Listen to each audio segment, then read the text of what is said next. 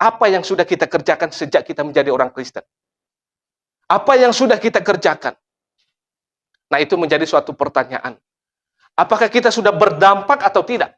Apakah mungkin sebaliknya kita menjadi batu sandungan? Nah, ini menjadi sesuatu hal koreksi bagi saya dan bagi kita semua. Supaya apa? Kita benar-benar menjadi saksi Kristus yang baik. Amin. Tuhan memberkati kita semuanya. Mari kita bersatu dalam doa. Tanpa orang mengenal keselamatan, tanpa mengenal Yesus sebagai satu-satunya Tuhan dan Juru Selamat, semuanya akan menjadi sia-sia, Bapak Ibu. Mungkin kita dipercayakan dalam hal apapun jabatan. Mungkin kita dipercayakan apapun itu yang Tuhan telah berikan, anugerahkan kepada kita. Tetapi tanpa ini, Bapak Ibu, kita mengenal Injil itu, kabar baik itu, maka semuanya itu menjadi sia-sia. Amin. Jadi Bapak Ibu, mengapa Injil itu harus diberitakan? Karena itu adalah sebagai kebutuhan yang sangat penting bagi kehidupan semua umat manusia, yaitu Injil keselamatan. Berkati kami semuanya dan juga berkati hamba-Mu yang hina ini.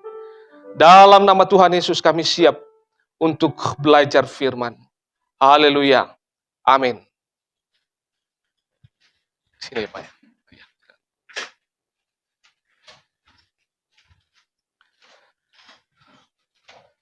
Baik, selamat pagi bagi kita semuanya. Shalom. Baik, puji Tuhan. Saya sangat bersyukur boleh dipercayakan kembali untuk melayani di tengah-tengah Bapak Ibu sekalian pada pagi hari ini. Kalau tidak salah sudah yang keempat kali atau ketiga kali saya sudah melayani di tengah-tengah Bapak Ibu. Barangkali mungkin ada Bapak Ibu yang belum mengenal saya akan memperkenalkan diri. Nama lengkap saya adalah Liberman Halawa. Tentunya kalau ada nama depannya itu Nias, Bapak Ibu ya. Saya asli dari Pulau Nias dan sekarang melayani di Gereja Kikisia Pangkalan Baru di Kampung Jeruk. Saya mengembalakan di situ dan gereja kita adalah Gereja Kristen Injili di Indonesia atau GKISIA. Dan bersyukur ini adalah istri saya, Ibu Siska namanya. Dan kami sama-sama hamba Tuhan dan sudah dikaruniakan satu orang anak. Jadi puji Tuhan semua karena berkat dan anugerah Tuhan. Baik Bapak Ibu sekalian Tuhan, satu tema yang saya pilih untuk kita boleh renungkan pada pagi hari ini supaya kita juga boleh terus menghidupi panggilan kita sebagai orang percaya. Judulnya adalah mengabarkan Injil, tanggung jawab siapa. Nah, tentu Bapak Ibu ini sesuatu hal yang sangat penting bagi kehidupan kita sebagai orang percaya. Judul ini adalah sesuatu hal yang perlu kita ingat dan juga kita harus mendalami sebagai orang percaya. Mengabarkan Injil, tanggung jawab siapa?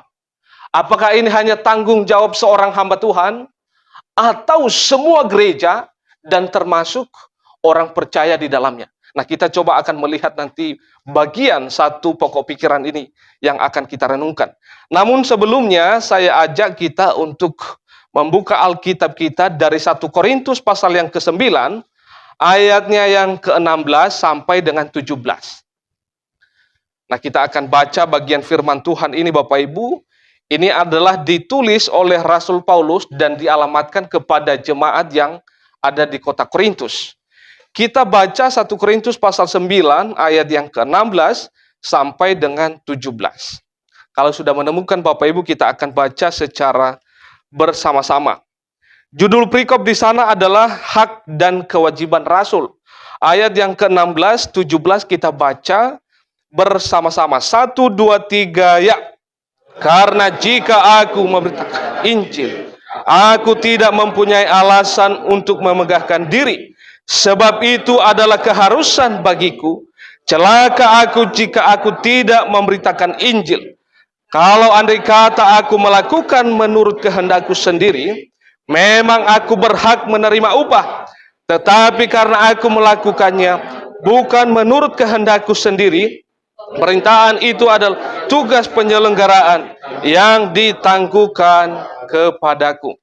Berbahagia kita yang telah membaca dan juga melakukan firman yang akan kita renungkan pada pagi hari ini. Nah, Bapak Ibu, saya perlu memberitahukan kepada kita semua bahwa kekristenan itu lahir, Bapak Ibu, bukan karena 50 jiwa. Kekristenan itu lahir bukan karena 100 jiwa. Kekristenan bukan lahir karena 500 atau 1000 jiwa, tetapi perlu kita mengingat bahwa kekristenan itu lahir karena 12 jiwa. Yaitu melalui apa Bapak Ibu? Yaitu para rasul. Dan kita melihat di hari ini, agama yang paling terbesar dan nomor satu di dunia adalah apa? Kristen. Nah, mengapa hal ini bisa? Tentu bukan karena hamba Tuhan, bukan karena pendeta, bukan karena para majelis dan aktivis dalam gereja. Bukan karena itu Bapak Ibu.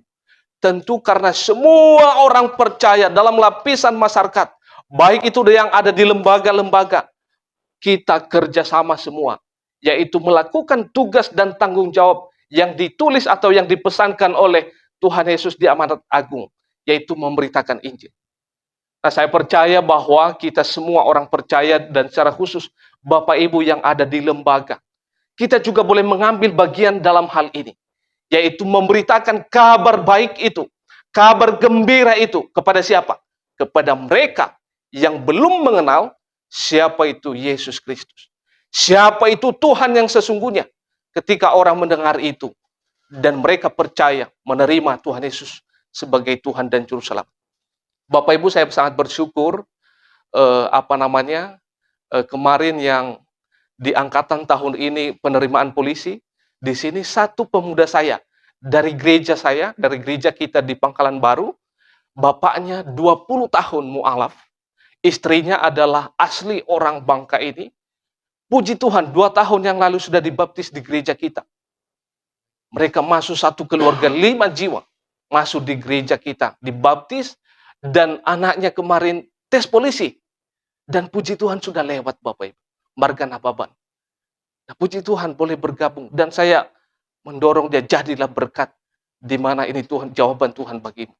Nah, Bapak Ibu sekalian Tuhan, juga kita perlu melihat bahwa panggilan gereja atau orang percaya itu adalah menjadi saksi Kristus. Nah, saya percaya bahwa gereja kita di mana kita tempat beribadah, itu adalah suatu gereja yang misionaris, yang misioner, yang memberitakan Injil.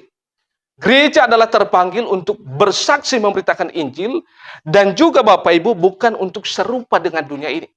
Memang kadangkala kita melihat di zaman ini, di akhir-akhir ini, banyak gereja tidak bisa bedakan lagi yang mana gereja dan yang mana dunia. Menyampaikan juga firman Tuhan dalam gereja berdasarkan motivasi-motivasi dunia. Nah, saya percaya bahwa gereja-gereja kita adalah gereja yang sehat, yang memberitakan firman sesuai dengan apa yang dikatakan oleh Alkitab. Back to the Bible. Kembali kepada apa yang dikatakan oleh Alkitab. Nah, Bapak Ibu sekalian Tuhan, di dalam teks yang telah kita baca Bapak Ibu, ada 2 hal yang menjadi poin penting yang sangat perlu untuk kita pelajari secara bersama-sama, dan tentu juga kita akan mengaplikasikan dalam hidup kita sebagai orang percaya. Nah, poin yang pertama yang diungkapkan oleh Rasul Paulus di sana bahwa mengabarkan Injil itu adalah suatu keharusan bagi Rasul Paulus. Ayat 16 dan ayat yang ke-17 di sana dikatakan bahwa sebab itu adalah keharusan bagiku. Jadi memberitakan Injil itu adalah suatu keharusan bagi Rasul Paulus. Di ayat yang ke-17 bagian D dikatakan bahwa pemberitaan itu adalah tugas penyelenggaraan yang ditanggungkan kepadaku. Itu poin yang pertama yang disampaikan oleh Rasul Paulus dalam bagian ini. Nah, yang kedua adalah Rasul Paulus dengan sangat lantang mengatakan bahwa celaka aku jika aku tidak memberitakan Injil. Ini sesuatu hal iman yang sangat luar biasa Bapak Ibu. Makanya juga kita lihat Rasul Paulus itu dia finishing well. Menyelesaikan pelayanannya dengan baik. Nah, Bapak Ibu sekalian Tuhan, kita harus mengetahui dulu kata keharusan di sana Bapak Ibu. Bagian ayat yang ke-16 bagian B di sana, apa maksudnya kata keharusan di sana? Di dalam kata Yunani itu memakai kata anake. Anake itu artinya adalah yaitu sesuatu kebutuhan yang harus dikerjakan, tidak boleh tidak dikerjakan. Kata keharusan di sana. Nah, itu artinya bahwa mengabarkan Injil itu adalah sesuatu keharusan.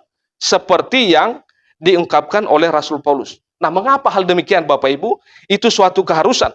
Tentu yang pertama adalah karena itu adalah sebagai kebutuhan yang sangat penting bagi kehidupan semua umat manusia, yaitu Injil keselamatan.